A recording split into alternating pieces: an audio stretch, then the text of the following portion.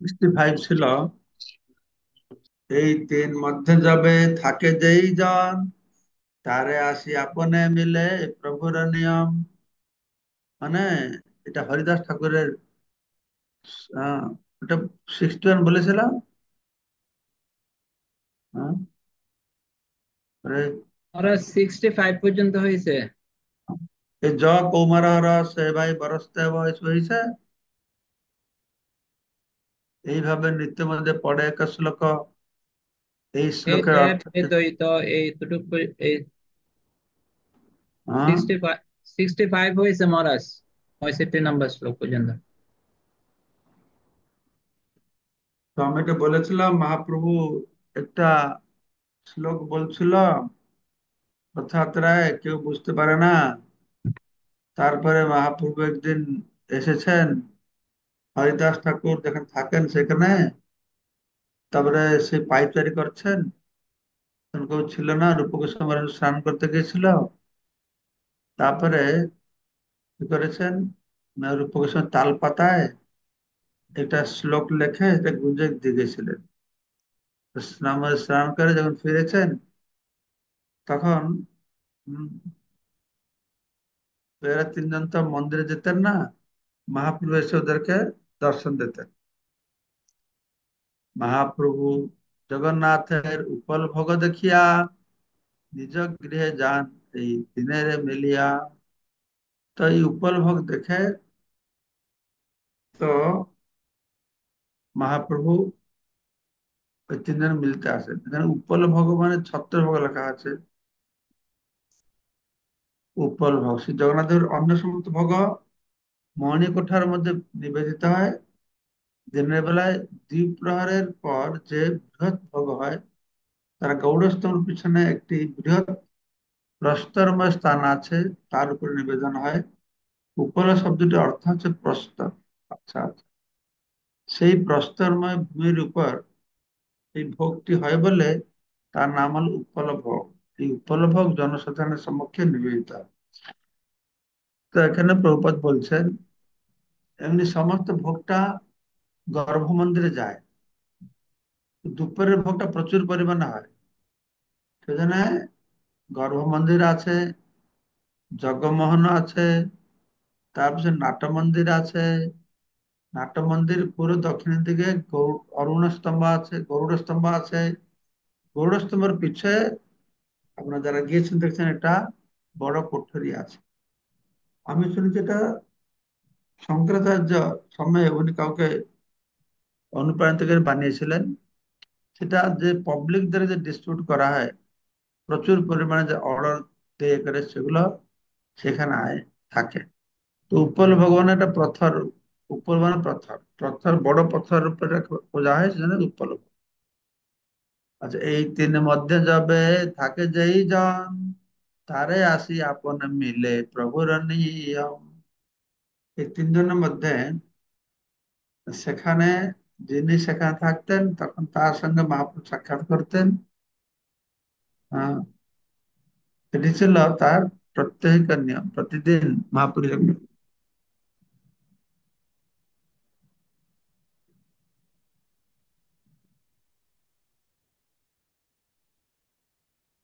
মহারাজ আপনি কি দ্বিতীয় অধ্যায়ে 66 না প্রথম অধ্যায়ে 66 করছেন এখানে মনে হয়? কোনটা।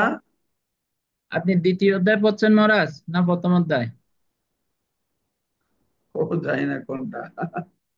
এখানে মহারাজ এটা, 66 নম্বর, উন্মাদের লক্ষণ করায় কৃষ্ণ স্মরণ। ও, সেইটা আমি দেখছি।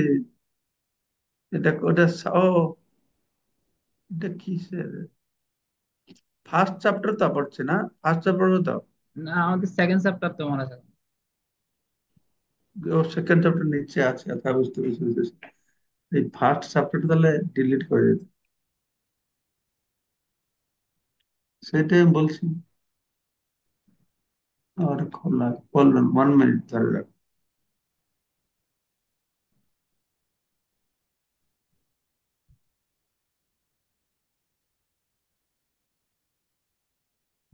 উন্মাদের লক্ষণ করায় কৃষ্ণ স্মরণ, বাবা বৈষ্ণবকে প্রণয়ন। শুনলাম প্রবচন নীতি, নানা গর্ব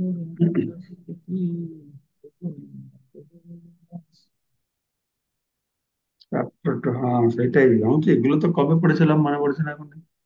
65।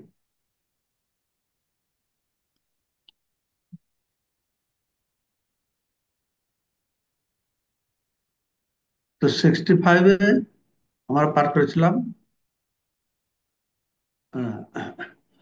64 আছে, মত্ত গজ ভাবগণ প্রভুর দেহ ইক্ষুবান, গজ যুদ্ধে বনের দালনা, প্রভু রহিল দিব্যোন্মাদ, তনু মনের অবসাদ, ভাবাবেশে করে সম্বোধন।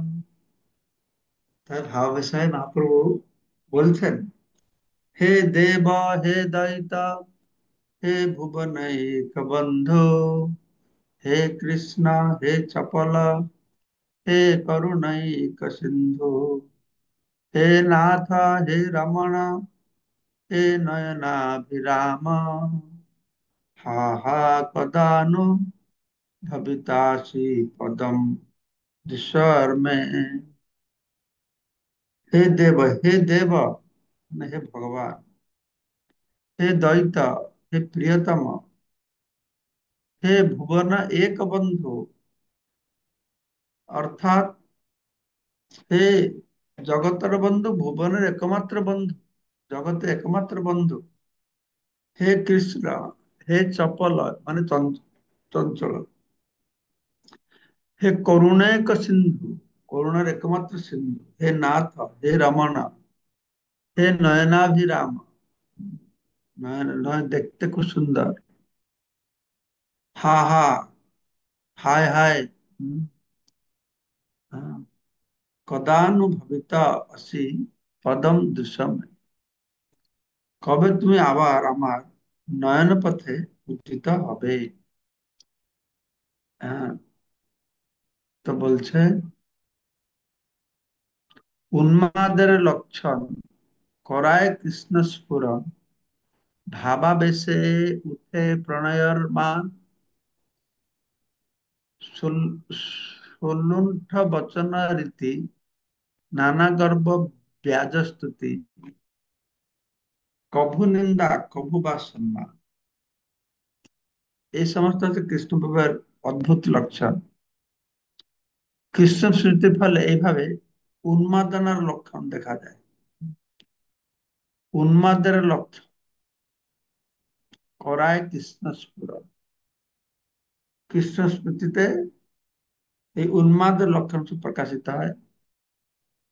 ভাবাবেশে প্রণয় মান, সলুণ্ঠ বচন, গর্ব, ব্যাজ স্তুতি আদি প্রকাশ হয়। এই ভাবাবেশে উঠে প্রণয় মান, ভাবাবিষ্ট হয়ে মান আছে, মান অভিমান, প্রণয় রস্য ভালোবেসে রাগ করা, প্রণয় মান। তো এই সল্লুণ্ঠ বচন রীতি, সল্লুণ্ঠ গর্ব, ব্যাজস্তুতি, নিন্দা, সম্মান, হ্যাঁ, করছিলেন। উন্মাদের বিশ্লেষণ করে ভক্তি সমৃদ্ধ গ্রন্থে বলা হয়েছে, অত্যন্ত আনন্দ, আপদ ও বিরহ আদি থেকে উদ্ভূত হৃদ ব্রহ্মকে উন্মাদ বলা হচ্ছে। খুব আনন্দের উন্মাদ মতন কথা বলে, পাগল হয়ে যাবে, মানে পাগল মোটামুটি আর কি। আনন্দে পাগল হয়ে গেছে, বিরহে পাগল হয়ে গেছে, বিপদে পাগল হয়ে গেছে, এটাকে তখন উন্মাদ কথা বলা হচ্ছে। তো উন্মাদে লৌকিকের অট্টহাস্য করবে, নাচবে, হ্যাঁ, সঙ্গীত গাইবে, ব্যর্থ চেষ্টা করবে, প্রলাপ, ধাবনা, চিৎকার ও বিরুদ্ধ অনুষ্ঠান এসব হবে। তারপরে এখানে উন্মাদের লক্ষণ করে, তারপরে সুলুণ্ঠ প্রণয়, প্রণয় বলছেন যে প্রণয়, প্রণয়ের বিশ্লেষণ করে বলা হয়েছে, সম্ভ্রম আদির স্পষ্ট রূপে প্রাপ্তির যোগ্যতা থাকলেও সেখানে সম্ভ্রম গন্ধ স্পর্শ করে না, তাকে রতি, সেই রতিকে প্রণয় বলা হয়। সেই প্রকারের রতি ভালোবাসাকে প্রণয় বলা হয়। কোথায় প্রণয়? সম্ভ্রমাদির স্পষ্ট রূপে প্রাপ্তির যোগ্যতা থাকলেও সেখানে সম্ভ্রম গন্ধ স্পর্শ করে না। সম্ভ্রমতা তো সম্মান পাওয়ার যোগ্য, কিন্তু সম্মানের গন্ধ নাই। তো সেই প্রকার ভালোবাসাকে বলা আছে প্রণয়। স্নেহ, মান, প্রণয়, ভাব, রাগ, অনুরাগ, ভাব, মহাভাব, এইসব বিষয়ের ভক্তির সমুচ্ছন্দিত ভালোভাবে বর্ণনা করা হয়েছে। তো আমরা শ্রবণ করলাম উন্মাদ আর প্রণয়। মান, মানের বিশ্লেষণ করে শ্রী রূপ গোস্বামী উজ্জ্বল নিরূপণ করতে বলেছেন যে চিত্তদ্রব্য উৎকর্ষ প্রাপ্তির দ্বারা নব নব মাধুর্য অনুভব করায় এবং নিজের ভাব গোপনে জন্য বাহিরে কৌটুল ধারণ করে থাকে বলে মান। মান করেছে মানে ভিতরে ভালোবাসে, কিন্তু উপরে ক্রোধ দেখাচ্ছে। চিত্তদ্রব্য, যে চিত্ত দ্রব্য উৎকর্ষ প্রাপ্তি হয়, নব নব মাধুর্য অনুভব করাচ্ছে, তার নিজের ভাবটা গোপন করে করছে। কিন্তু এর সলুণ্ঠ কিছু বলা হলো না, ব্যাজস্তুতি বলা হলো না। পরে যদি আমরা খুঁজে পাই তাহলে বুঝবো। তারপর বলছেন, তুমি দেব ক্রীড়ারত ভুবনের নারী যত, তাহে কর অভিষ্ট ক্রীড়ন। তুমি মোর দয়িত মতে জৈসে তোমার চিত্ত, মোর ভাগ্যে কইলে আগম। তো নিজের সৌভাগ্যের কথা বর্ণনা করছে। তুমি আমার দয়িত প্রিয়, মতে বসে তোমার চিত্ত, দয়া করে আমার প্রতি তোমার চিত্ত নিবন্ধন করো। কেননা আমার বহু ভাগ্যের ফলে তুমি আমার সামনে এসে উপস্থিত হয়েছ। হে প্রভু, হে তুমি দেব, হ্যাঁ, হে দেব, তুমি ক্রীড়ারত, তুমি তোমার ক্রীড়া মানে লীলা বিলাসে মগ্ন, আর সারা জগতের সমস্ত নারীদের নিয়ে তুমি তোমার অভিষ্ট অনুসারে ক্রীড়া করো। ভুবনের নারী যত, তাহে করো অভিষ্ট ক্রীড়া। তোমার ইচ্ছা মতো তুমি লীলা বিলাস করে থাকো। তুমি এখন আমার সামনে এসেছো। ভুবনের নারীগণ সভা করো আকর্ষণ, তাহা কর সব সমাধান।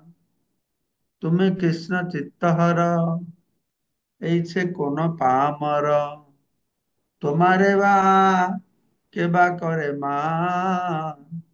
জগতের সমস্ত নারীদের তুমি আকর্ষণ করো এবং তাদের তুমি যথাযথভাবে নিযুক্ত করো। কৃষ্ণ, তুমি চিত্তহারী, তোমার মতো লম্পটকে কে সম্মান করতে পারে? তোমার বা কে বা করে মান, এখানে মান মানে সম্মান। ঠিক আছে। তোমার চপল মতি একত্র না হয়ে স্থিতি, তাতে তোমার নাই কিছু দোষ। তুমি তো করুণা সিন্ধু, আমার পরাণ বন্ধু, তোমার নাহি মোর কবুর। হে কৃষ্ণ, তোমার মতি অত্যন্ত চঞ্চল, তুমি এক জায়গায় থাকতে পারো না, কিন্তু তাতে তোমার কোন দোষ নাই। তুমি করুণা সিন্ধু, তুমি যে আমার পরাণের বন্ধু, তাই তোমার প্রতি আমি কখনো রুষ্ট হতে পারি না। তুমি নাথ ব্রজ প্রাণ, ব্রজের কর পরিত্রাণ, বহু কার্যে নাহি অবকার। তুমি আমার রমণ, সুখ দিতে আগমন, এ তোমার বৈদগ্ধ্য বিলাস, हे प्रभु, তুমি বৃন্দাবনের প্রাণ স্বরূপ, তুমি নাথ ব্রজ প্রাণ, বৃন্দাবনের প্রাণ স্বরূপ। দয়াকরি তুমি বৃন্দাবনের পরিত্রাণ কর, ব্রজে ব্রজের কর পরিত্রাণ। আমাদের অনেক কাজে আমাদের কোনো অবকাশ নেই, আমরা অনেক কাজ করি, বহু কার্যে নাহি অবকাশ, বহু কার্য করার কোনো অবকাশ নেই। তুমি আমার রমণ, আমাকে আনন্দ দান করো, করার জন্য তুমি এসেছো। তুমি আমার রমণ, কিন্তু রাধা রমণ, হুম, রাধারানীকে আনন্দ দেওয়ার জন্য আসেন। এটি তোমার বৈদগ্ধ্য বিলাস। এই বৈদগ্ধ্য শব্দের অর্থ বলছেন পটুতা, পাণ্ডিত্য, রসিকতা, চতুরতা, শোভা বা ভঙ্গি। মোর বাক্য নিন্দা শুনি, কৃষ্ণ ছাড়ি গেলা জানি, শুন মোর এ স্তুতি বচন, নয়নের অভিরাম, তুমি মোর ধন প্রাণ, হাহা পুন দেহ দর্শন। আমার সুখের কথাকে নিন্দাবাদ বলে মনে করে, আমার মুখের কথাকে নিন্দাবাদ বলে মনে করে শ্রীকৃষ্ণ আমাকে ছেড়ে চলে গেল। আমি জানি যে সে চলে গেছে, তবুও কৃপা করে আমার স্তুতি বচন শ্রবণ কর। এই ব্যাজ, ব্যাজ কথা মানে স্তুতি মানে। তুমি আমার নয়নের অভিরাম, তুমি আমার ধন প্রাণ, হায় তুমি আবার আমাকে দর্শন দাও। স্তম্ভ কম্প প্রচ্ছেদ, বৈবর্ণ শ্রুস্বর ভেদ, দেহ হইল পুলকে ব্যাপিত, হাসে কান্দে নাচে গায়, উঠি উঠি ধায়, ক্ষণে ভূমে পড়িলাম মূর্ছিত। অষ্টসাত্ত্বিক বিকার কথা বর্ণনা করা আছে। স্তম্ভ, কম্প, স্বেদ, বৈবর্ণ, অশ্রু, স্বরভদ, এসব অষ্টসাত্ত্বিক বিকার। দেহ হইল পুলক, রোমাঞ্চ, হাসে কান্দে নাচে গায়ে, উঠি উঠি ধায়, ক্ষণে ভূমে পড়িলা পড়িয়া মূর্ছিত। চৈতন্য মহাপ্রভু শরীরে স্তম্ভ, কম্প, স্বেদ, বৈবর্ণ, অশ্রু, স্বরভেদাদি বিবিধ বিকার দেখা দিচ্ছিল। এইভাবে তার সারা দেহ অপ্রাকৃত আনন্দে পরিব্যাপ্ত হয়েছিল। তার ফলে কখনো তিনি হাসছিলেন, কখনো কাঁদছিলেন, আর কখনো নাচছিলেন, এবং কখনো গান করছিলেন। কখনো তিনি উঠে এদিকে ওদিকে ধাবিত হচ্ছিলেন, এবং কখনো মূর্ছিত হয়ে তিনি ভূমিতে পড়ে যাচ্ছিলেন।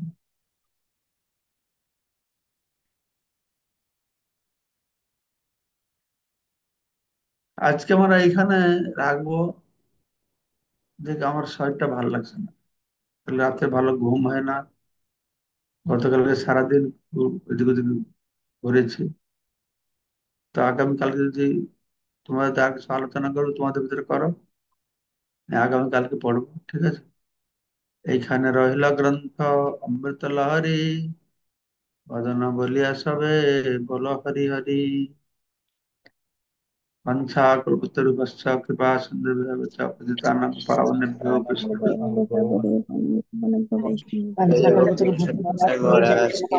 নমো নমঃ প্রণাম মহারাজ।